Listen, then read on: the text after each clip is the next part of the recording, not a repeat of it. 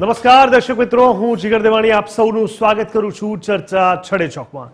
દર્શક મિત્રો, ચર્ચા છડે ચોકમાં સૌથી પહેલા તો આજના દિવસથી એટલે કે રથયાત્રાની આપ સૌ દર્શક મિત્રોને ખૂબ ખૂબ શુભકામનાઓ. આજે દિવસ પણ રથયાત્રાનો છે ત્યારે સ્વાભાવિક રીતે સમાચાર પણ ખૂબ સારા છે. આજની ડિબેટના જે રીતે છેલ્લા કેટલાક સમયમાં આપણે જોયું કે ગુજરાતમાં ચોમાસાએ જમાવટ કરી દીધી અને ખાસ કરીને સૌરાષ્ટ્ર, દક્ષિણ ગુજરાત તથા ઉત્તર ગુજરાતમાં ઘણી જગ્યાએ ભારે વરસાદ પડ્યો છે ત્યારે આગામી 4 દિવસોમાં પણ રાજ્યના અમુક વિસ્તારોમાં ભારેથી અતિ ભારે વરસાદ પડવાની આગાહી છે. ખાસ કરીને આણંદ, દાદરા અને નગર હવેલી, નર્મદા, તાપી અને સુરતમાં પણ બહુ ભારે વરસાદ નોંધાયો છે. આ બાજુ પંચમહાલ, અમદાવાદ, છોટાઉદેપુર, ભરૂચ, વલસાડ, નવસારીમાં પણ ભારે વરસાદ થયો. સાથે જ પંચમહાલ જિલ્લામાં મંગળવાર, બુધવારે ભારે વરસાદ પડવાથી સુપ્રસિદ્ધ યાત્રાધામ પાવાગઢ ખાતે મહાકાળી માતાજીના દર્શને ગયેલા ભક્તોને પગથિયા પર ધસમસતા પાણીનો સામનો કરવો પડ્યો હતો. સામાન્ય મુશ્કેલીની વાત કરતા ગુજરાતની જો વાત કરવામાં આવે તો વરસાદ ઓવરઓલ સારો છે. ત્યારે આ વરસાદ આગળના સમયમાં એટલે કહી શકાય કે હજુ તો શરૂઆત છે, 1-2 અઠવાડિયા જેટલો સમય થયો અને 29% જેટલો વરસાદ ઓલરેડી પડી ચૂક્યો છે. તો ચોમાસું જો રાબેતા મુજબ આ રીતે આગળ વધ્યું તો આ વખતે ખેડૂતો માટે કેટલા સારા સમાચાર કહી શકાય. કરીશું તેના પર વાત આજે ચર્ચા છડે ચોકમાં.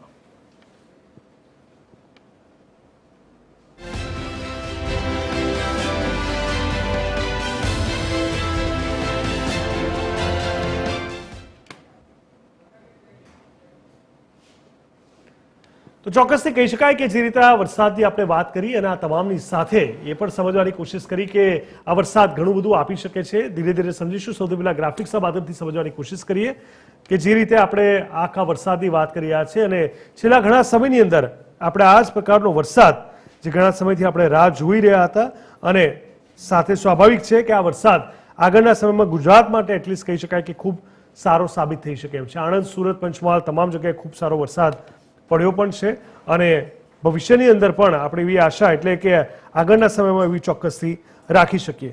પરંતુ સાથે સાથે જો આ વરસાદ જો વધારે સારો થાય અને વધારે સતત પડ્યા કરે તો પડકાર પણ થોડા વધી શકે એવી શક્યતા છે. કારણ કે આખી સિઝન બાકી છે. ઓલરેડી 29% વરસાદ થઈ ચૂક્યો છે અને એવા સમયની અંદર આ વરસાદ જો આવો સડન પડતો રહેશે તો અતિવૃષ્ટિ પણ થઈ શકે અને એના કારણે વધારે નુકસાન પણ થઈ શકે એમ છે.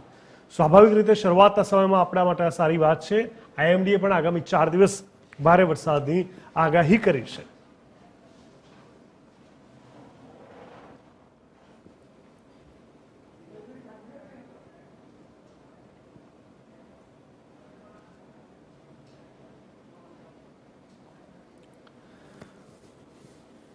તો આ જ મુદ્દા પર ચર્ચા કરવા TV13ના સ્ટુડિયો પર ઉપસ્થિત છે ખેડૂત અગ્રણી ભરતસિંહ ઝાલા. ભરતભાઈ, ખૂબ ખૂબ સ્વાગત છે આપનું. સાથે જ ડોક્ટર કેજી મહેતા જેઓ કૃષિ નિષ્ણાત છે, કૃષિ નિષ્ણાતના આગેવાન ડોક્ટર કેજી મહેતાનું આપનું પણ સ્વાગત છે.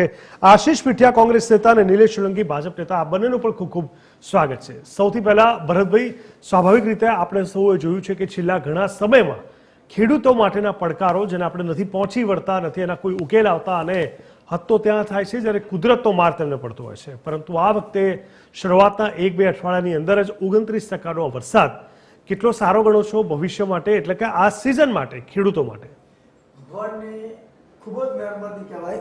ઘણા વર્ષોથી આપણે ગુજરાતની અંદર 20મી જૂને આપણે વરસાદ માગવી, એના બદલે લગભગ 12 જૂનથી ધીરે ધીરે કરતા અત્યારે આજે અષાઢી બીજ કહેવાય અને અષાઢી બીજના દિવસે તો બહુ ઓછો વરસાદ હોય છે. જી, એના બદલે ભગવાનની કૃપાથી જૂન મહિનાની શરૂઆતથી જૂન મહિનાની 20મી તારીખથી આપણે વરસાદ માગવી અને જુલાઈના પહેલા વીકમાં આપણે વાવેતર થઈ જાય અને પછી શ્રાવણ મહિનો આવે, સાતમ આઠમ આવે, ભાદરવો આવે, દિવાળી આવે, એમ ખરીફ સિઝન આપણી ગુજરાતની સારામાં સારી કહેવાય. અને અમે નાના હતા ત્યારે ગીત આવતા, આવરે વરસાદ નેહુલે પાણી, તારા હૈયાની વાત મેં આજે રે જાણી, ઉડતો પહેલા આભમહી તું આયો મારે દેશ. આજે સમગ્ર વિશ્વમાં ઉડતો પહેલા આપણા ગુજરાતની અંદર વરસાદ આવ્યા છે તો વરસાદના વધામણા કરવા જોઈએ.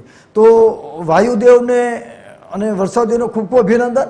હવે થોડા દિવસ ભગવાનની કૃપાથી ખમૈયા કરે અને વરાપ નીકળે તો ખરીફ સિઝનની અંદર જે વાવેતર થવાના છે એ વાવેતર થઈ જાય. ગુજરાતની અંદર જ્યાં જ્યાં નર્મદાના પાણી અને ઇરિગેશનની સુવિધા છે ત્યાં અગાઉ લોકોએ જે કપાસના વાવેતર કરી દેતા હતા, જ્યાં ટ્રીપ ઇરિગેશન છે ત્યાં પાણી પણ કપાસ કરી દીધા છે અને એ જે કપાસ ઉગી ગયા છે એને પણ અત્યારે જીવતદાન મળશે. જુવાર છે, બાજરી છે, તલ છે, મગ છે, મઠ છે, એ બધી શરૂઆત હવે થઈ છે.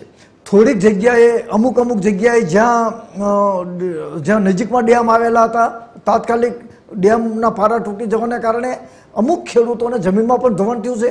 એ તો આ તો આપણા હાથમાં તો છે નહીં, પણ છતાં વરસ્યા ભલા, વરસાદથી ભલું થાય, વરસાદથી કોઈ દી કદાચ નુકસાન થાય. અને જે કંઈ નુકસાન થાય છે એ કુદરત કોઈ દી નુકસાન નથી કરતું, નુકસાન કરશે માનવી. માનવ નડે છે માનવીને મોટો થયા પછી.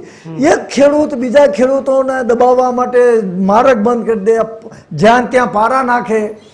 નર્મદાની માઇનોર કેનાલો બનાવી દીધી, એમાં કોઈ દી પાણી આવતું નથી અને એ પારાના કારણે પાણીનો ભરાવો થાય છે.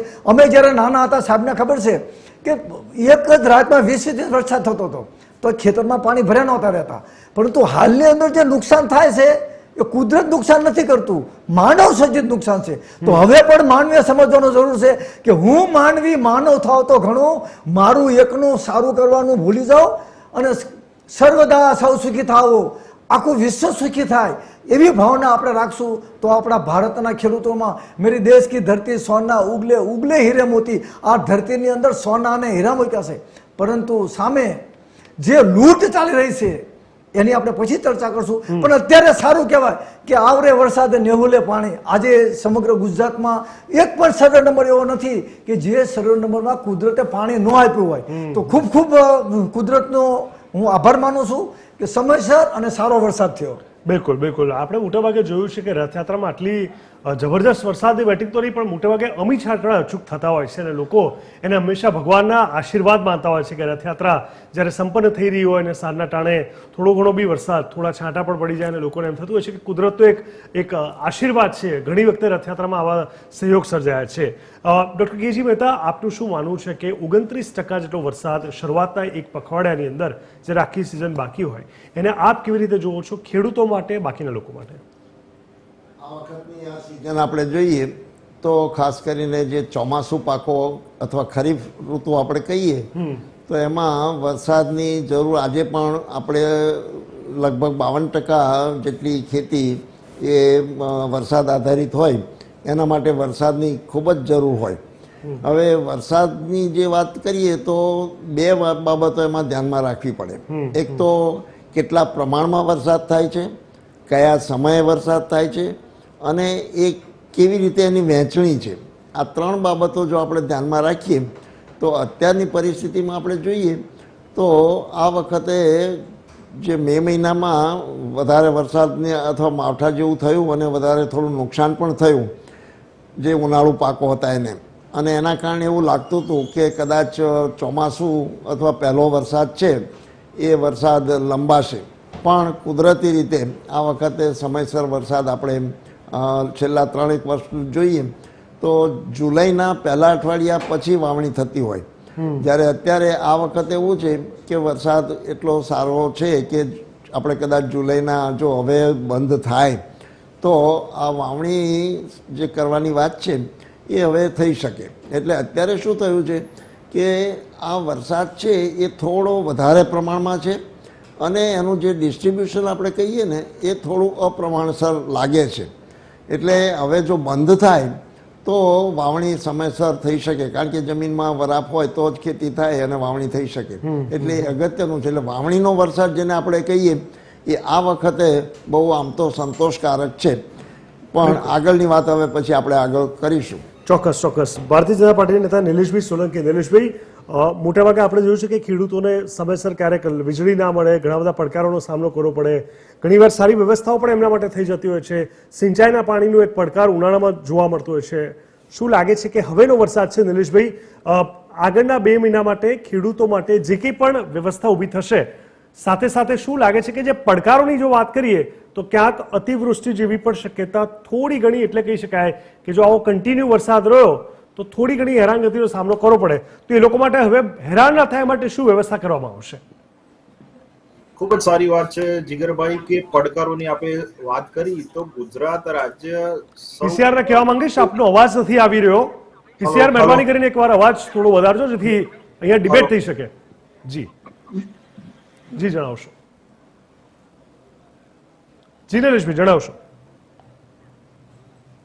નિલેશભાઈ આપનો અવાજ મ્યુટ છે, અનમ્યુટ કરીને હલો, જી હલો. જી જણાવશો.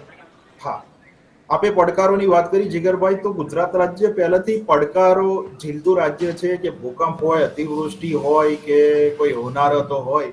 તો જે રીતે ગુજરાતની વાત કરીએ તો ગુજરાત ભૌગોલિક પરિસ્થિતિ ખૂબ પીડાઈ રહ્યું છે અને ગ્લોબલ વોર્મિંગ જે કહી શકાય. હવે ગુજરાતમાં 70% એરિયામાં 30% વરસાદ પડે છે અને 30% એરિયામાં 70% વરસાદ પડે છે. હવે આપણે અત્યારે પહેલા જ વીકમાં આપણે પહેલું અઠવાડિયું મોન્સૂન કદાચ 16 વર્ષમાં કદાચ આ સૌથી પહેલું ચોમાસું આપણે ગણી શકાય કદાચ આબોહવાની આગાહી પ્રમાણે. હવે 29% વરસાદ એટલે ગુજરાતના 209 જે જળાશયો આવે છે એમાંથી 67 થી 70 જે જળાશયો છે એ ઓવરફ્લો થઈ રહ્યા છે અને બાકીના 70 થી 100% સુધી એટલે રેડ એલર્ટ જે કહી શકાય કે ડેમોમાં પાણી અવિરતપણે ઓવરફ્લો થઈ રહ્યું છે. એટલે ઉપરવાસથી જે વરસાદનું પાણી આવતું હોય તો નીચે છોડવું પડે એટલે સમગ્ર જે કહેવાય કે સૌરાષ્ટ્ર, મધ્ય ગુજરાત, દક્ષિણ ગુજરાત આમાં સૌથી વધારે આપણે જોયું છે. એ ખૂબ જ સારી વસ્તુ છે કે ખૂબ વરસાદ પડે તો સૌથી વધારે આપણા જે જગતના તાત કહેવાય કે જે ખેડૂતોને સૌથી વધારે ફાયદો થાય કે પાણી ઊંડાણમાં ઉતરે, જે આનું લેવલિંગ બહુ ઓછું થયું હોય તો એ લેવલિંગ ઊંચું આવે, જે ટેકરાવાળી જગ્યા છે કે જ્યાં ખેતી લાયક જે પાણી પહોંચતું નહોતું એના માટે પાણીની પણ વ્યવસ્થા થઈ શકે, જે વીજળીની ખપત રહેતી હતી તો એના લીધે કદાચ આ વખતે વીજળીની ખપત ઓછી રહે. જે રીતે ચોમાસાના પાકો આપણે ગણીએ છીએ તો જે રીતે ડાંગર છે, તલ છે, એ રીતના જે ખરીફ પાકો છે, મગ છે, મઠ છે, જુવાર છે, બાજરી છે, આ કપાસ, આ બધા પાકોને હું માનું ત્યાં સુધી પૂરતું પાણી મળી રહે. હવે આપણે એ જોવાનું છે કે આબોહવા કે કોઈ ભૌગોલિક પરિસ્થિતિ સરકારના હાથમાં નથી હોતી, પણ સરકારના હાથમાં એવું હોય છે કે જે રીતે અતિવૃષ્ટિ થતી હોય. આપણે ભૂતકાળમાં જઈએ કે 1 વર્ષ પહેલા તાઉતે વાવાઝોડું આવ્યું હતું તો આબોહવાની જે પાક્કી માહિતી જે આપણા સેટેલાઇટ જે મોકલ્યા હોય ગ્રહો એનાથી જે કહેવાય કે કેઝ્યુલિટી આપણે જોયું હતું કે એક પણ કેઝ્યુલિટી નથી થઈ અને ત્યારે તાઉતે વાવાઝોડાને સમગ્ર આપણે પાર પાડ્યું. થોડું ઘણું નુકસાન થયું હતું. ભૂતકાળમાં ઘણા બધા એવા અતિવૃષ્ટિ થયેલા છે, પૂર આવેલા છે કે જેમાં સરકારે ખડે પગે મુખ્યમંત્રીશ્રીએ ચિંતા કરેલી છે કે એમાં 20 કરોડથી પણ વધારે કેશ ડોલ ચૂકવેલી છે. જે સર્વે થતા હોય, જે અતિવૃષ્ટિ થતી હોય, કોઈ જગ્યાએ માવઠામાં પણ ઘણો વરસાદ થયેલો છે તો ત્યાં સર્વેની કામગીરી, વરસાદ પૂર્ણ થાય છે તો તાત્કાલિક સરકાર એ અરજીઓ મંગાવે છે, તાત્કાલિક જે રીતે જે પ્રાયોરિટી થઈ શકે એ રીતે સરકાર કામ કરી રહી છે. હવે ખેડૂતો માટે ખૂબ સારી વસ્તુ થઈ રહી છે કે જે રીતે એમને નાની અરજી કરવી હોય કે આ ખેડૂત પોર્ટલ ઉપર હવે તો એટલી સારી વસ્તુ છે જીગરભાઈ કે હવામાન વિભાગની તમારા એરિયામાં તમે ત્યાં 7 બાર નાખો, તમારો ગામનો નમૂનો નાખો એટલે તમારા જે ખેતર હોય ખેતરમાં આબોહવા કઈ રીતની રહેશે, કયો પાક છે, આગામી દિવસોમાં કેવા પાક, એટલે હવે આંગળીના ટેરવે તમારે 7 બાર 8 થી માંડીને આબોહવા વિશે તમારી કોઈ અરજી હોય. હવે ટૂંક સમયમાં ખેડૂત કિસાન સન્માન નિધિનો જે ઇન્સ્ટોલમેન્ટ આવશે એટલે સરકાર એટલી ચિંતા કરે છે કે ભાઈ પણ આબોહવા આપણા હાથમાં નથી. જે દ્રશ્ય જોઈ રહ્યા છે કે નિલેશભાઈ ઇન્સ્ટોલમેન્ટ આવશે, સારી વ્યવસ્થા કરી છે અને સારો લાભ પ્રાપ્ત થઈ રહ્યો છે મોટા પ્રમાણના ખેડૂતોના. પણ તમે એ પણ જાણો છો કે જેટલા પડકારો છે, જેટલા દેવાઓ વધી ગયા છે, જેટલા ખર્ચા જોઈતા હોય છે, જેટલી આવશ્યકતા છે એના પ્રમાણમાં આ અમાઉન્ટ એટલી નથી કે ખેડૂતને બધી ભરપાઈ થઈ જાય અને એમને આવશ્યકતા ન રહે. કારણ કે હજુ ઘણું કરવાનું બાકી છે. આ તો વાતાવરણ સારું છે, અલગ વાત છે, પરંતુ હજુ પણ આનાથી એવું નહીં કહી શકાય કે ખેડૂતોને હવે મોટાભાગની આવશ્યકતા સંતોષાઈ રહી છે. કારણ કે આપણે એમની ડબલ ઇન્કમની પણ વાત છેલ્લા લગભગ 7-8 વર્ષ પહેલાં સમજી હતી. 2022 સુધીમાં 25 ચાલે છે. હજુ પણ ઘણા ખેડૂતો થોડુંક સ્ટ્રગલ કરી રહ્યા છે, આપણે મોટાભાગે જોઈ રહ્યા છે. આખા દેશની વાત છે, આપણે અત્યારે માત્ર ગુજરાત પર ફોકસ કરીશું. ખેર આવું છું તમારી પાસે કોંગ્રેસ નેતા જે આપણી સાથે જોડાયા છે આશીષ પીઠિયા. આશીષભાઈ, હવે શું કહેશો કે આ વરસાદ ખૂબ સારો છે અને આ વરસાદ કેટલું સરસ એક વોર્મ અને વેલકમિંગ એટમોસ્ફિયર ખેડૂતો માટે સાબિત થઈ શકે એમ છે? પહેલા તો દરેક ખેડૂત ભાઈઓને અને દરેક દર્શકોને, ટીવી 30 ના દરેક દર્શકોને અષાઢી બીજની શુભકામનાઓ. તો તમે જીગરભાઈ, તમે છેલ્લા 10-12 વર્ષ ઉપર નજર કરો તો 10-12 વર્ષમાં હંમેશા સારો વરસાદ થયો છે, પણ તેમ છતાંય ખેડૂતોને નુકસાની જાય છે. એની પાછળનું કારણ શું છે? કારણ કે સરકાર અને સરકાર દ્વારા ચલાવવામાં આવતું તંત્ર ક્યાંક ને ક્યાંક પ્રી મોન્સૂન કામગીરીમાં ભ્રષ્ટાચાર અને વ્યવસ્થિત રીતે પ્રી મોન્સૂન કામગીરી નથી કરતું, જેથી કરીને એનો ભોગ ખેડૂતો બને છે.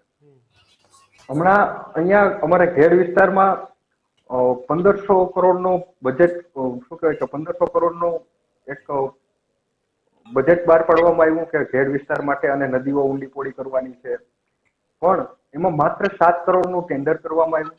7 કરોડના ટેન્ડરમાં, અને એ 7 કરોડનું ટેન્ડર પણ જે દર વર્ષે પહેલા પ્રી મોન્સૂન કામગીરી થતી હતી એ જ કામગીરી એ શું કહેવાય કે 1500 કરોડના બજેટમાં સામેલ કરી અને ખેડૂતોને મૂર્ખ બનાવવામાં આવ્યા. અને પહેલી જ વખત પાણી આવ્યું તો અહીંયા બાલાગામની બાજુમાં તમે પણ વિડીયો ચલાવ્યો હતો એમનો, કે બાલાગામના પુલ ઉપર જાડી ઝાંખરા સાફ સરકારે કર્યા છે 7 કરોડ ખર્ચ કરીને, તો બાલાગામનું પુલ બ્લોક થઈ ગયું હતું, ત્યાં જાડી ઝાંખરા ભરાઈ ગયા હતા.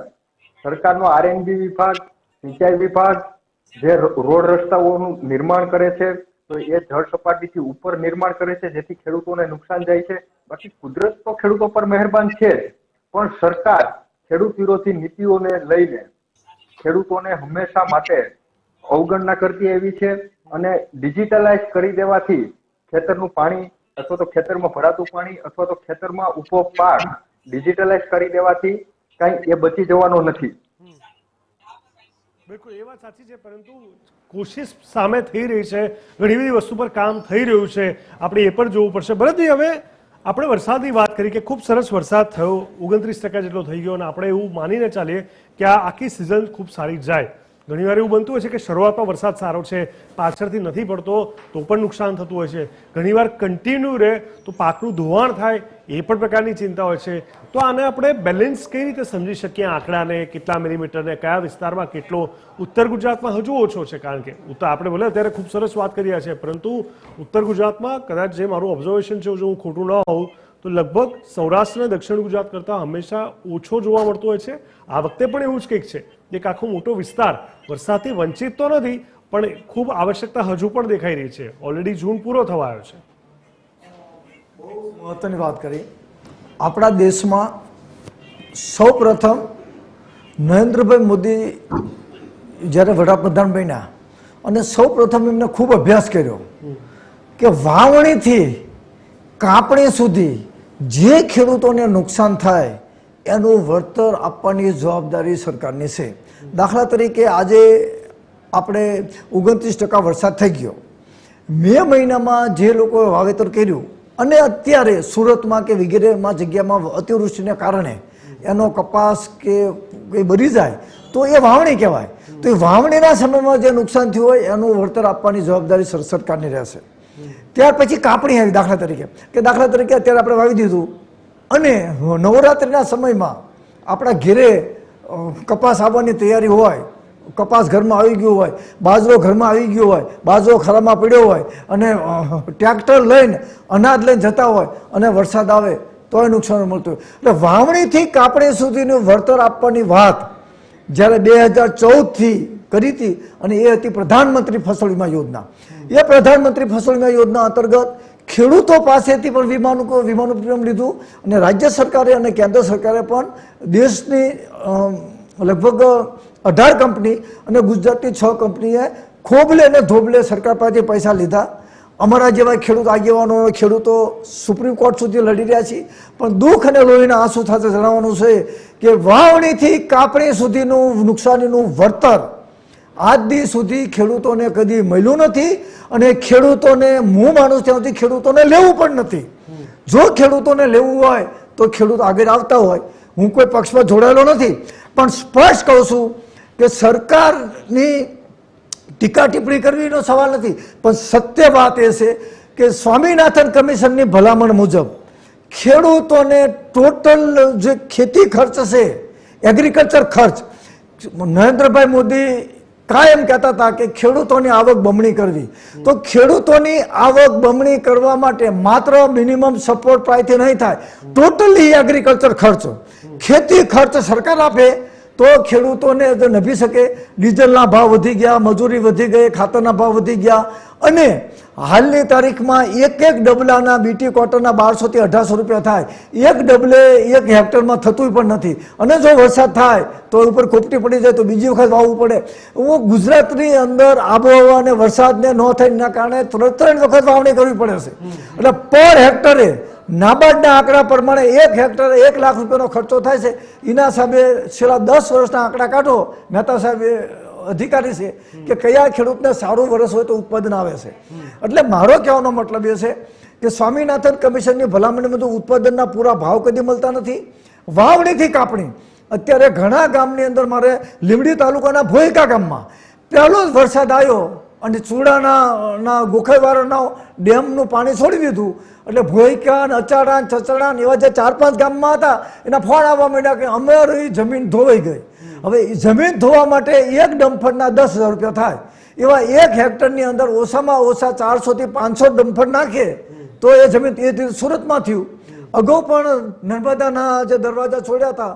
અને એટલે કહેવાનો મતલબ નુકસાનનો આંક માંડવો અને વળતર આપવું બે વાત છે.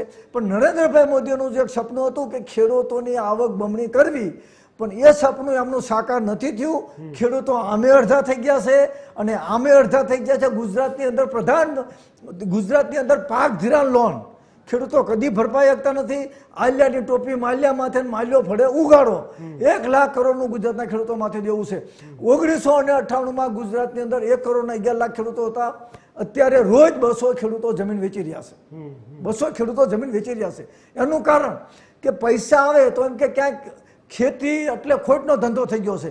6% બેંકનું જે સેવિંગ બેંકનું વ્યાજ મળવું જોઈએ ને એ પણ ખેડૂતોને વ્યાજ મળતું નથી. મજૂરોનું આ રાસાયણિક ખાતર, જંતુનાશક દવાઓ ઉત્પાદન થાય ન થાય. બીજી વસ્તુ કે ખેડૂતોને બધા ક્ષેત્રે ગુજરાત બીજ નિગમ જેવું ગુજરાત બીજ નિગમ ખેડૂતોને બિયારણ નથી આપી શકતું. ખેડૂતોનું બિયારણ ક્યાં કોને આપ્યું એના આરટીઆઈના ડેટામાં પણ ગુજરાત બીજ નિગમે મને હજી માહિતી નથી આપી. તો 500 કરોડનો ખર્ચે ગુજરાત બીજ નિગમ બન્યું. એ ગુજરાત બીજ નિગમે કયા ખેડૂતોને કયા સરવણમાં ઉત્તમ બિયારણ નિલેશભાઈ જોડાયા છે. નિલેશભાઈ, બિયારણમાં છેતરપિંડી ભરતભાઈનું જે કહેવું છે એ સ્પષ્ટ દર્શાવે છે કે કુદરતી જે માર પડી રહ્યો છે, કુદરતી ઘટનાક્રમ જે સર્જાઈ રહ્યો છે, ગ્લોબલ વોર્મિંગથી જે થઈ રહ્યું છે, અતિવૃષ્ટિ કહો, અનાવૃષ્ટિ કહો કે પછી દુકાળ, એમાં ખેડૂતને આપણે કંઈ કરી ના શકીએ. પણ કૃત્રિમ રીતે એટલે કે સરકારના દ્વારા કે બીજા કોઈ વ્યવસ્થા દ્વારા, કોઈ એક આખી સિસ્ટમ દ્વારા જે મદદ મળવી જોઈએ, જે વ્યવસ્થા જળવાઈ જોઈએ, એમાં અભાવ હોવાની વાત નિલેશભાઈ તેઓ સતત કરી રહ્યા છે. આપનું શું કહેવું છે? જીગરભાઈ, 2 મિનિટ તો મને એવું લાગ્યું કે તમારા સ્ટુડિયોમાં ભરતભાઈ ઝાલા મારા વડીલ જે મિત્ર છે, મારે ઘણી વાર વાત કરતી હોય, પણ એવું લાગ્યું ને કે ખરેખર ગુજરાતનો ખેડૂત તો આપણા ખેતીનો ખાતા જ નથી. આપણે તો કદાચ પેલા પડીકા ખાતા હોય કે રેડીમેડ ખાતા હોય, કે ગુજરાતનો ખેડૂત તો એક ડુંગળી કે બટાકું પકવતો નથી, એટલી બધી તકલીફ છે એવું નેરેટિવ થયું. આજે ગુજરાતમાં જે રાહત પેકેજની વાત કરી મારા મિત્રએ, મારા વડીલ જે તો કે હવે તમારે જમીન વેચી હોય તમારી પોતાની સ્વતંત્રતા છે. હવે એમાં સરકાર એ ના કરે, તમને સારા ભાવ મળે તો જમીન કેમ વેચતા હશે? બીજી વસ્તુ કે આજે ખેડૂત થવા માટે તમારી જોડે લોકોના બનવું છે, ખેડૂત બની નથી શકતા. કારણ કે ખેડૂત જે કહેવાય ફાર્મર, એનો જે લાભ હોય એ આપણને ખબર છે કે સરકારની કેટલી બધી સહાય યોજનાઓમાં આપણે એમાં પરિણામ છીએ. ગુજરાત કૃષિ રાહત પેકેજના 2024ના આંકડા મારી પાસે છે, તમારી પાસે પણ હશે, પણ અમારા પેનલના મિત્રોને આપીએ કે જેમાં વરસાદથી જે નુકસાન થયું હતું પાકને, એમાં 14 કરોડ 19.62 કરોડનું રાહત પેકેજ સરકારે જાહેર કર્યું હતું કે જેમાં 20 જિલ્લાના 7 લાખથી વધારે ખેડૂતોના લાભ મળ્યો હતો. જે રીતે ચૂકવણીનો જે સમય આવે તાત્કાલિક મુખ્યમંત્રી શ્રી આદેશ આપ્યા હતા. કમોસમી વરસાદની વાત કરીએ નહીં આપણે નિલેશભાઈ તમારી યોજનાઓ તમે જે આપ્યું એ હું માનું છું, પણ જે નિલેશભાઈ 14 કરોડની તમે વાત કરો છો, ખેડ વિસ્તારમાં જે ગયા વર્ષે નુકસાન થયું છે, દરેક ગામમાં 14 કરોડનું નુકસાન થયું છે. આપણે આશીષભાઈ એક પછી એક આવીએ. મારે નિલેશભાઈ પાસે એટલે સમજવું છે કારણ કે સરકાર વતીએ પક્ષ મૂકી રહ્યા છે. ભારતનું પહેલું પ્રથમ સ્ટેટ છે કે દિવસે કિસાન સૂર્યોદય યોજના કે દિવસે પહેલો વીજળી આપતો રાજ્ય બન્યું છે.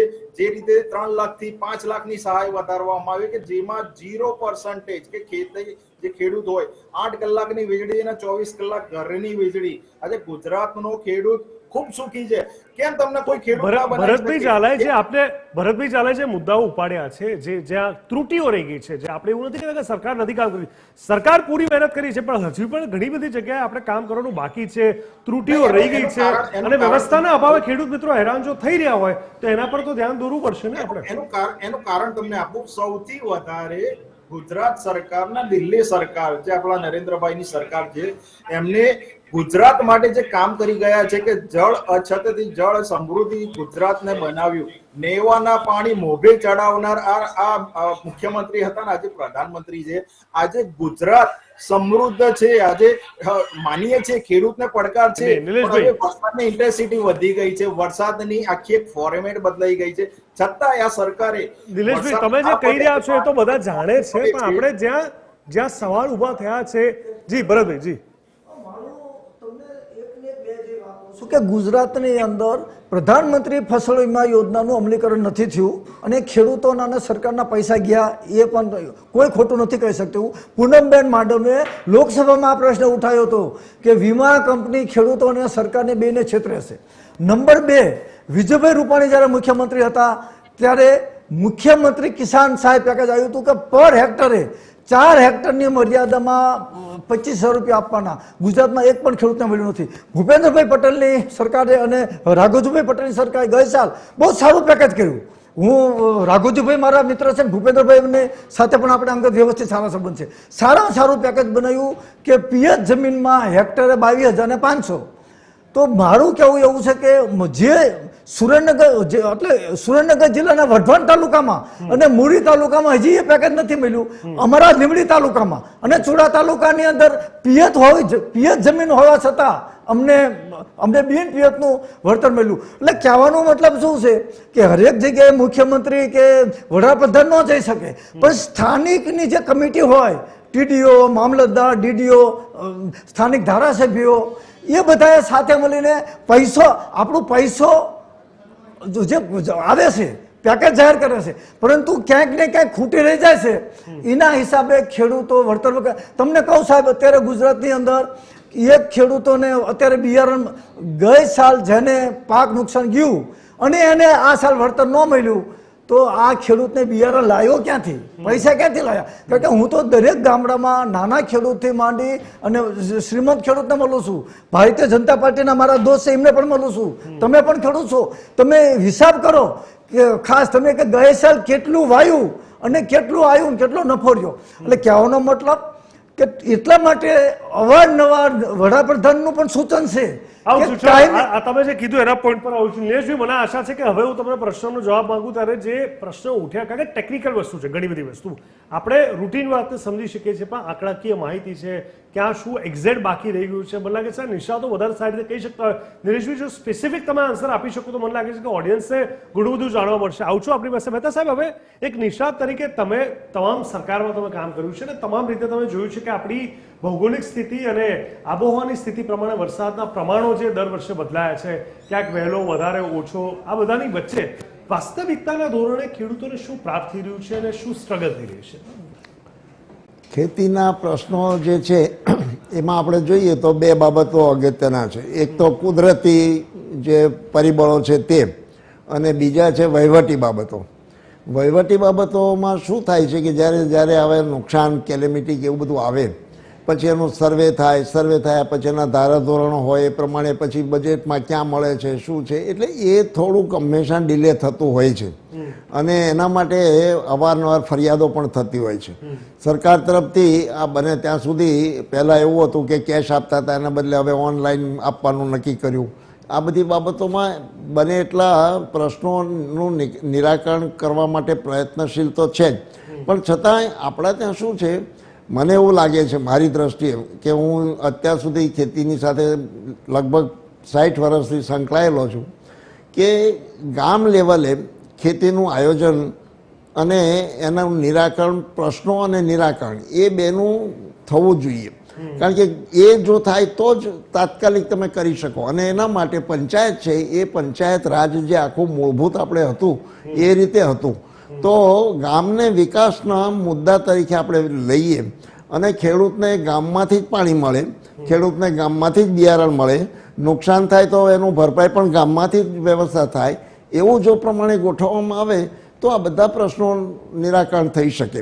પણ આ માળખું ગોઠવવું થોડું અઘરું છે, પણ મને લાગે છે પ્રયત્નો, દાખલા તરીકે એફપીઓ જે અત્યારે બનાવવામાં આવે છે એ એક પ્રયત્નો એ તરફના છે.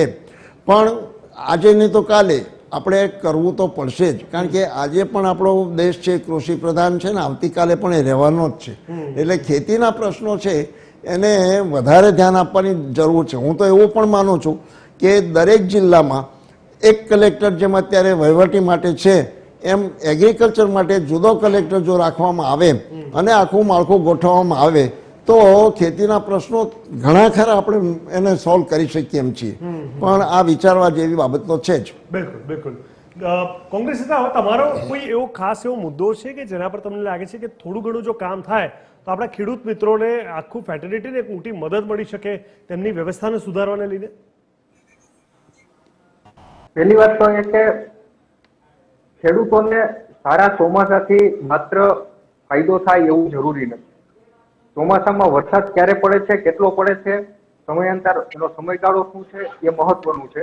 પછી બીજા નંબરમાં કે જે પ્રાકૃતિક આપદાઓ આવે છે, જેમ કે અતિવૃષ્ટિ થઈ ગઈ, દુષ્કાળ થઈ ગયો, વાવાઝોડું થઈ ગયું, તો એનાથી જે નુકસાન થાય છે એના માટે થઈ અને પ્રધાનમંત્રી ફસલ વીમા યોજના આપણે અસ્તિત્વમાં હતી. ગુજરાતમાં અત્યારે સંપૂર્ણપણે આ યોજનાનો કોઈ પણ ખેડૂત લાભ લઈ શકતો નથી.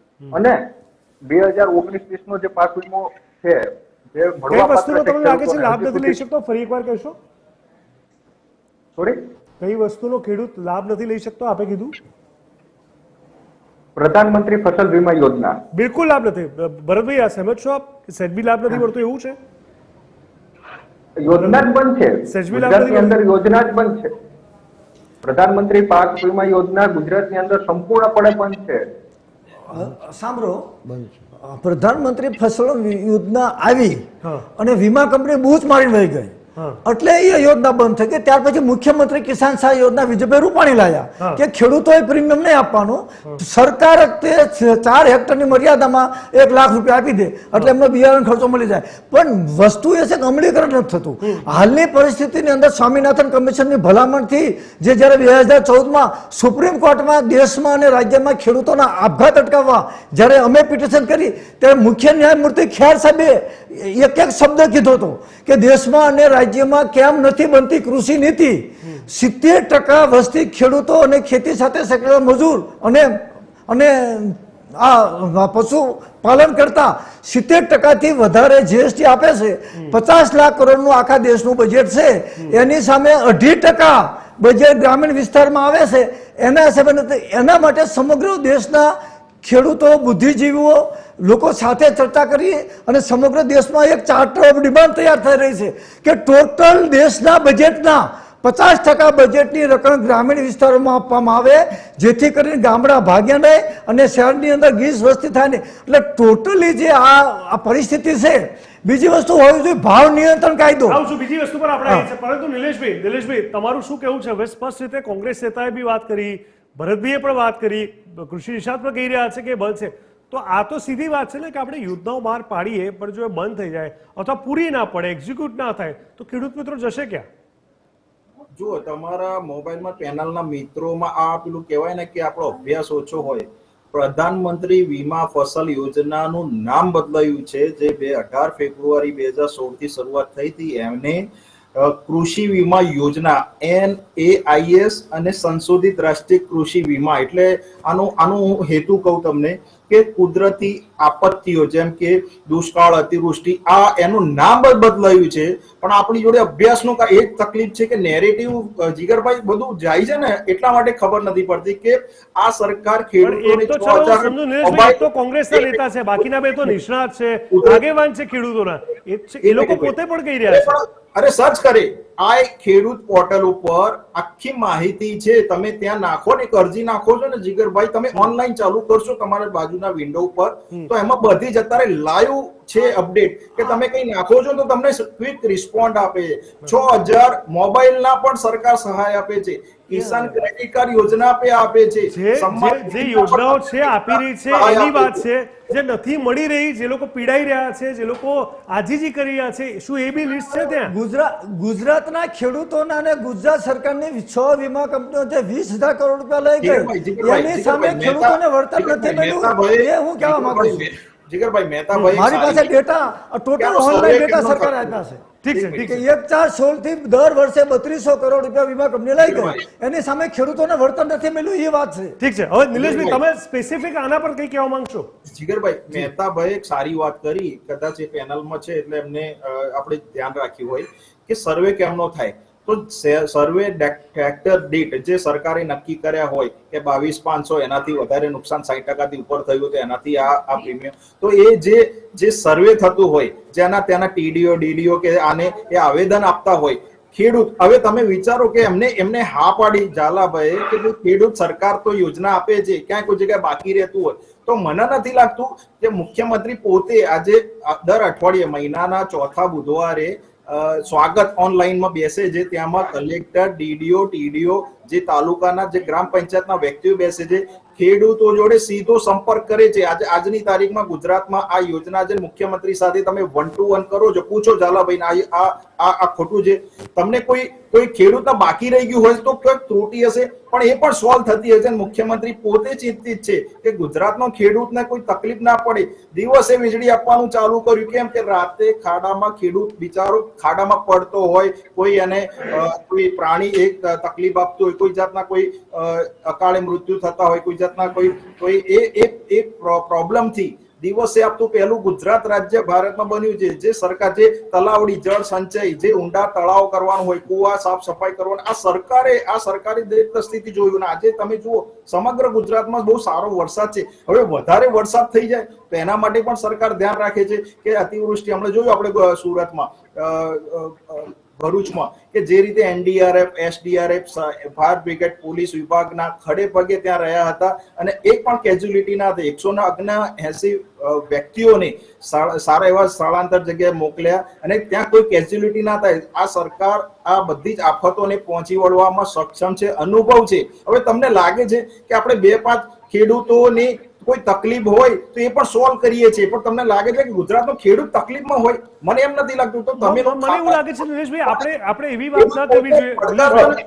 નિલેશભાઈ ઉપર આધારિત હોય છે. નિલેશભાઈ, વાત એવી નથી કે તમામ ખેડૂતો હેરાન છે ને વાત એવી નથી કે બધા ખેડૂતોને બધું મળે છે, પણ એક સારા એવા પ્રમાણમાં ખેડૂત વર્ગની ઘણી બધી વસ્તુઓ બાકી રહી ગઈ છે, એના પર આપણે ચર્ચા કરી રહ્યા છે. કોંગ્રેસ નેતા કંઈક કહેવા માંગે છે. જી જીગરભાઈ, હાજી. પહેલી વાત તો એ કે કેઝ્યુઅલિટી થાય, કોઈ મૃત્યુ પામે પછી એને સહાય મળે તો એનો શું મતલબ? પણ હું મેન મુદ્દા ઉપર આવું છું કે ફસલ બીમા યોજના એક ઇન્સ્યોરન્સ યોજના હતી કે જે મારી વાત સાંભળી લઈએ નિલેશભાઈ, આપણે એમને પણ સાંભળી લઈએ. જી. વ્યક્તિ પછી એને સહાય મળે, સહાય કઈ રીતે મળે? ખેડૂત આત્મહત્યા કરે પછી તમે એને સહાય આપવા માંગો છો? પેલા પૂર પાર નથી બાંધવા માંગતા.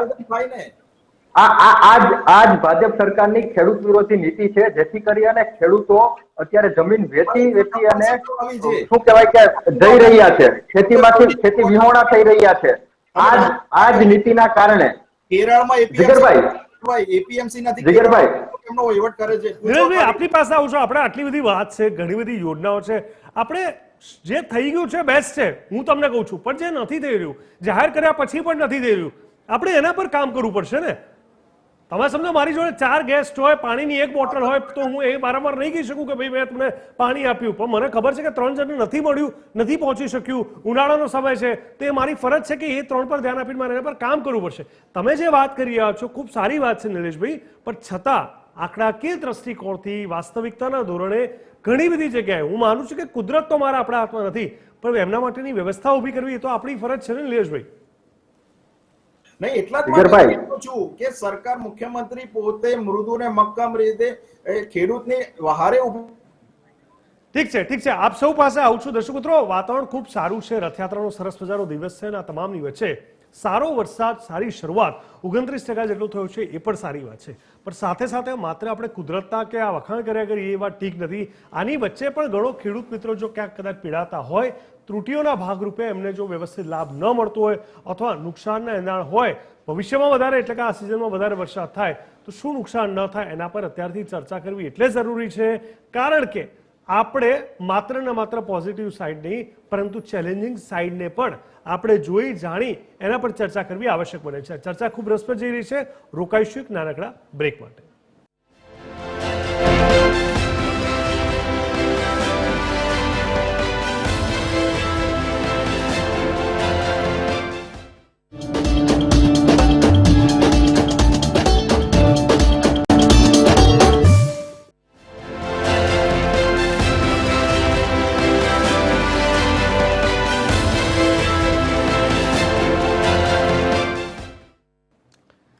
બ્રેક બાદ સ્વાગત છે ચર્ચા છડે ચોકમાં. ચર્ચા છડે ચોકમાં પાક પર વરસ્યું કાચું સોનું. ખૂબ સરસ મજાના દિવસે સરસ મજાના સમાચાર સાથેની આ ડિબેટ છે. પરંતુ સાથે સાથે ક્યાંક કાચું ન કપાયું એ પણ આપણે જોવું પડશે.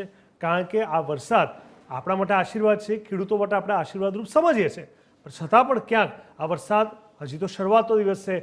જો આગળ વધ્યો, જુલાઈ આખો એ રીતે ચાલ્યો, ઓગસ્ટ કે સપ્ટેમ્બર સુધી રહ્યો તો કદાચ આ વરસાદ ભારે હાલાકી પણ સર્જી શકે છે. એવું પણ બની શકે કે આ વરસાદ અત્યારે શરૂઆતના તબક્કામાં સારો છે, પછી થોડો ગેપ રહે તો પણ મુશ્કેલી સર્જાય છે. આ તમામની વચ્ચે ફરી એકવાર મુદ્દા પર આપણે આગળ જઈએ. ડૉક્ટર કેજી મહેતા, આપનું સર્વે શું કહે છે? કારણ કે જે રીતે અલગ અલગ અત્યારે આર્ગ્યુમેન્ટ આપણે સાંભળી તમામ ડિબેટ પેનલિસ્ટની, પરંતુ આપે પણ જોયું છે કે ઘણા લાંબા સમયથી ઘણા બધા સંઘર્ષના પ્રકાર, પેટા પ્રકાર ખેડૂતોના રહ્યા છે. તો એવામાં આ વરસાદ કેવો સાબિત થઈ શકે એમ છે? હા, એટલે આપણે અગાઉ પણ વાત કરી એ પ્રમાણે જે જોખમો ખેતીના છે એમાં કુદરતી જોખમો માટે આપણે વાત કરીએ છીએ વીમાની વાત. હવે વીમા માટે છે ને પહેલાંથી અત્યાર સુધી ટ્રાયલો ચાલે છે, પણ એમાં જો જોવા જઈએ તો લાંબા ગાળાની એક યોજના કરવાની બહુ જરૂર છે. દાખલા તરીકે અત્યારે પ્રધાનમંત્રી વીમા યોજના આવી, પછી બંધ કરી, પાછું ગવર્મેન્ટને સ્ટેટ લેવલે આપી, પાછું વળી પેકેજ ચાલે છે. એટલે એમાં એક એવી હાઈ પાવર કમિટી નિમી અને આ બધા અનુભવોમાંથી એક કાયમી માટેનું સોલ્યુશન કાઢી શકે એમ કાં તો ગવર્મેન્ટ પોતાની એક કંપની ઊભી કરે કે જે આ બધા સોલ્યુશનોનું નિરાકરણ કરે અને ખેડૂતોને કુદરતી જોખમો છે એના નીતિ નિયમો પ્રમાણે, સ્ટાન્ડર્ડ પ્રમાણે સમયસર એને વળતર મળે. આ એક કરવાની એક મારી દ્રષ્ટિએ જરૂર છે.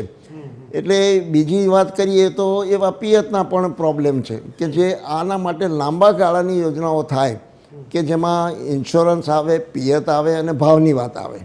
એટલે જોખમો સામે એને સારો ઇન્સ્યોરન્સ અથવા પદ્ધતિસર એને વ્યવસ્થિત સમયસર મળી શકે એ વ્યવસ્થા હોય અને પિયતની પણ એવી જ વ્યવસ્થા હોય કે જ્યારે એને માનો કે ઉનાળામાં કે છેલ્લો વરસાદ ફેલ જાય ત્યારે પાણી આપવાની વાત આવે તો એમાં પણ કાયમી ખેડૂતોની ફરિયાદો હોતી હોય છે કે ભાઈ સમયસર મળતું નથી. એવી ભાવની બાબત છે. તો આ માટે કાયમી ધોરણે એક ઉકેલ લાવવા માટે હાઈ પાવર નિષ્ણાત કમિટી હોય. અને બીજી મેં કહ્યું એમ કે એક વખતે નક્કી થયા પછી એનું અમલીકરણ જે છે, જો ખેતીમાં સમયસર ખેડૂતને કામ કરવું પડે અને એના માટે એને સમયસર મદદ પણ મળવી જોઈએ. એટલે એ બે જો ન થાય તો ઉત્પાદનમાં વાંધા ઊભા થાય. એટલે એ કરવા માટે એનું વહીવટી તંત્ર પણ મેં કહ્યું એમ એવું ગોઠવવાની જરૂર તો છે જ. હું તમને એક દાખલો આપું કે બરોડા સ્ટેટની અંદર 2 દિવાન હતા. એક રેગ્યુલર દિવાન હતો અને ખેતી માટેના જુદા દિવાન હતા. એલન કરીને જે હતો એ ખેતી માટેના સ્પેશિયલ મૂક્યા હતા. અને એટલા માટે તમે જુઓ કે સૌથી બધા સ્ટેટમાં ઇવન આપણું અંગ્રેજો જે રીતે વહીવટ કરતા એની સરખામણીમાં વડોદરા રાજ્યનું ખેતીવાડી ખાતું સૌથી એક આદર્શ ગણાતું. આપણી પાસે આવા દાખલા છે. તો આ બધા ધ્યાનમાં રાખી અને આપણે વહીવટમાં પણ એવી રીતે ઇન્ડિયન એગ્રીકલ્ચર સર્વિસીસ શું કામ નહીં? જો તમારી પાસે ફોરેસ્ટ સર્વિસીસ હોય, સિવિલ સર્વિસીસ હોય તો એગ્રીકલ્ચર સર્વિસીસ શું કામ નહીં? કૃષિ પ્રધાન દેશ છે, એના માટે જો એગ્રીકલ્ચર સર્વિસીસ હોય અને એક સેટઅપ જેમ બરોડા સ્ટેટનો મેં દાખલો આપ્યો એવી રીતે કંઈક ગોઠવવામાં આવે તો મને લાગે છે કે આજે નહીં તો કાલે આપણી ખેતી ટકે અને ખેતી ટકશે તો જ મને લાગે છે કે આપણે બધા ટકીશું. બિલકુલ બિલકુલ ચોક્કસથી ભરતભાઈ ખૂબ ટૂંકાણમાં આપણે સમજીએ. નિલેશભાઈ આનો જવાબ તમે આપી શકશો. ભરતભાઈ આપણે જે પહેલાં પણ ચર્ચા થઈ છે વીમા કંપનીઓને લઈને જે વળતરને લઈને છે સરકારને પણ નુકસાન ભોગવ્યું છે, થોડીક ડિટેલ તેની આપશો. ખાસ કરીને મારી આપણા માધ્યમથી સરકારને એક જ વિનંતી છે કે ખેડૂત કદાપી હાથ લાંબો કોઈ કરતો જ નથી. અને વડાપ્રધાનનું સપનું હતું કે મારો ખેડૂત બેંકમાં કોઈ દી લોન લેવા નહીં જાય, બેંકમાં પૈસા લેવા જ જશે. તો એવી યોજના બનાવવા માટે જે મહેતા સાહેબે વાત કરી, સુપ્રીમ કોર્ટના ચુકાદાઓ છે અને સ્વામિનાથન કમિશનની ભલામણ મુજબ પહેલાં પત્ર તો મોંઘવારી અને ફુગાવાના આધારે ઉત્પાદનના પૂરા ભાવ હોવા જોઈએ. સોનાના ભાવ થઈ ગયા 1,07,000 અને કપાસના ભાવ કેટલા છે, એરંડાના ભાવ કેટલા છે, મગફળીના ભાવ ક્યાં છે. બીજું સાહેબ મોટી વસ્તુ છે કાયદો લાવવો જોઈએ, ભાવ નિયંત્રણ કાયદો. ખેડૂતો પાસેથી ₹2 કિલો ડુંગળી લઈ લે અને બહાર બજારમાં ગૃહિણીને ₹50 કિલો મળે છે. ઘઉં ખેડૂતો પાસે ₹400 લઈ લીધા, બજારમાં ₹1000 છે. કાલે જ બોલ્યા ભૂપેન્દ્રભાઈ પટેલ કે ભાઈ મોંઘવારી કાબૂમાં કેમ લાવી? જો ભાવ ન આપીએ તો ખેડૂતો આંદોલન કરે અને બજારમાં જો મોંઘું આવે તો મોંઘવારી નડે છે. તો આના માટે આપણે આર્ય સંસ્કૃતિમાં એક ભાવ નિયંત્રણ કાયદો હતો કે વેપારીઓ ₹1 6 નફો લઈ શકે. તો આપણે નક્કી કરો કે એ વેપારી ₹1 નફો લે, 10% નફો લે, તો કોઈ દિવસ ખેડૂતોને પણ નુકસાન નહીં જાય અને બજારમાં મોંઘવારી પણ નહીં વધે. તો મોંઘવારીનો મારે પણ દેશની જનતાને ન પડવો જોઈએ અને ખેડૂતોને પણ એના ઉત્પાદનના પૂરા ભાવ મળે એવી રીતે કાયદા બનાવવા જોઈએ અને કાયદાનું અમલીકરણ. આનો ટૂંકો અને સાચો રસ્તો એક જ છે. ટોટલ બજેટના 50% બજેટની રકમ ગ્રામીણ વિસ્તારમાં ફાળવવામાં આવે. ગામની અંદર પણ સરકારની બહુ સારી જે ઘણી યોજનાઓ છે એ યોજનાનું અમલીકરણ કરવા માટે પંચાયત લેવલે એક ચૂંટાયેલી પાંખ હોય અને એક બીજી ગામની પાંખ હોય, એ ભેગા મળીને એક આદર્શ ગ્રામીણ વ્યવસ્થા કરવાની ખાસ જરૂર છે. કારણ કે પાણી પણ વેડફાઈ જાય છે, પૈસો પણ વેડફાઈ જાય છે અને હું બાવો અને મંગલદાસ ખાલી આપણે વાતો કરવી છે પણ એના માટે નક્કર જે રાજાશાહીમાં હતો કે ભાવ નિયંત્રણ કાયદો ગમે તેવો ચબરબંધી હોય ₹1 નફો લઈ શકતો હતો. અત્યારે કોઈ ભાવ નિયંત્રણ કાયદો જ નથી. ઠીક છે, આપણે ટૂંકાણમાં બતાવીએ. નિલેશભાઈ હવે જે આખી વ્યવસ્થા થઈ છે, જે રકમ જાહેર કરવામાં આવી છે, જે પહોંચી નથી, એના પર આપણી કોઈ વિશેષ ટિપ્પણી? હું એવું નથી માનતો કે કોઈ જગ્યાએ કોઈ પહોંચ્યા જ ના હોય, કોઈ જગ્યાએ વેરિફિકેશન અટક્યું હોય, કોઈ જગ્યાએ કોઈ આવેદનમાં કોઈ ત્રુટી હોય. ભરતભાઈએ પોતે FIR કરી છે. આખું પેકેજ જે રીતે દાવા થઈ રહ્યા છે કે ભાઈ એ થયું જ ના હોય તો એ શક્ય જ નથી જીગરભાઈ. એવું હોય તો આપણે ઝાલાભાઈ તો પોતે એક્ટિવિસ્ટ છે, બહુ સારા જાણકાર છે. એટલે હું એ જ કહી રહ્યો છું, એના પર આવ્યું છું, એમને પોતે FIR કરેલી છે. નિલેશભાઈ, ભારતીય જનતા પાર્ટીના તમામ સંસદોએ કીધું કે પ્રધાનમંત્રી ફસલ વીમામાં ધોખા થયા અને ત્યાર પછી વિજયભાઈ રૂપાણીની સરકારે એ યોજના બંધ કરી અને મુખ્યમંત્રી કિસાન સહાય યોજના આપી. અને ગઈ સાલ જે નુકસાન થયું ભૂપેન્દ્રભાઈ પટેલે કૃષિ પેકેજ જાહેર કર્યું કે પર હેક્ટર 22,500. સમય ખૂબ ઓછો છે. નિલેશભાઈ આનો ટૂંકાણમાં મારે જવાબ જોઈએ. ટૂંકાણમાં કંઈક સારું કરો. જીગરભાઈ, આપણી જોડે ખાતેદાર ખેડૂત અકસ્માત વીમા યોજના છે. હું તમને નામ જ કહું, સમય ઓછો છે એટલે મુખ્યમંત્રી કિસાન સહાય યોજના છે, પશુ વીમા યોજના છે કે જેમાં પશુધન કદાચ કોઈ અતિવૃષ્ટિમાં થાય છે, પ્રધાનમંત્રી કિસાન સન્માન નિધિ કે જેનો ઇન્સ્ટોલમેન્ટ ચાલુ છે, કિસાન ક્રેડિટ કાર્ડ યોજના છે. આ બધી યોજનાઓ, પાક નુકસાન રાહત પેકેજની પણ એક યોજના મુખ્યમંત્રી નાખી છે. કેટલા એવા યોજના છે. તમે આ ખેડૂત પોર્ટલ ઉપર જાઓ, ત્યાં જઈને તમે સર્ચ કરો. હવે આપણો તમારો પ્રશ્ન, નિલેશભાઈ તમે સર્ચની વાત કરો છો, ડેટા અમારી પાસે પણ છે, પણ નિલેશભાઈ મારો સવાલ એ નથી કે યોજનાનો અભાવ છે, કોશિશ નથી, એવું નથી કહી રહ્યા, પરંતુ વહીવટી ક્ષેત્રે યોગ્ય સમયે યોગ્ય જગ્યાએ યોગ્ય મદદ મળી જાય એમાં જે ત્રુટીઓ છે, વાત એના પર છે. ખૂબ ટૂંકાણમાં કોંગ્રેસ મિત્ર કઈ કહેવા માંગે છે? જી આશીષભાઈ. જીગરભાઈ, નિલેશભાઈ કિસાન ક્રેડિટ કાર્ડ યોજનાની વાત કરે છે તો કિસાન ક્રેડિટ કાર્ડ યોજનામાં છેલ્લા 2 વર્ષથી કેન્દ્ર સરકારનું વ્યાજ હજી આવ્યું નથી ખેડૂતોના ખાતામાં. પછી પાક વીમા યોજના સંપૂર્ણપણે બંધ કરી દીધી છે. ગયા વર્ષે સૌથી વધારે ખેડૂતોને નુકસાન થયું હોય તો ઘેડના ખેડૂતોને નુકસાન થયું હતું. એવડું મોટું આંદોલન થયું, એટલા બધા ખેડૂતો ભેગા થયા, રોડ ઉપર નીકળ્યા, કલેક્ટરનો ઘેરાવ કર્યો, મહાપંચાયતનું આયોજન કર્યું, છતાં પણ જેલની અંદર અત્યારે શું કામગીરી થઈ છે તો કે જમીન ઉપર કાંઈ કામગીરી નથી થઈ. ખાલી જાડી ઝાકડા સાફ કરી અને નીકળી ગયા છે અને એનો 7 કરોડનું બિલ બનાવીને આપી દીધું છે. તો આ સરકાર ખેડૂત વિરોધી નીતિઓમાંથી બહાર નીકળે, વ્યાપારીકરણની નીતિઓમાંથી બહાર નીકળે અને ખેડૂતોનું વિચારે. 2022માં ખેડૂતોની આવક ડબલ કરવાની વાત હતી, આજે 2025 આવ્યું છે.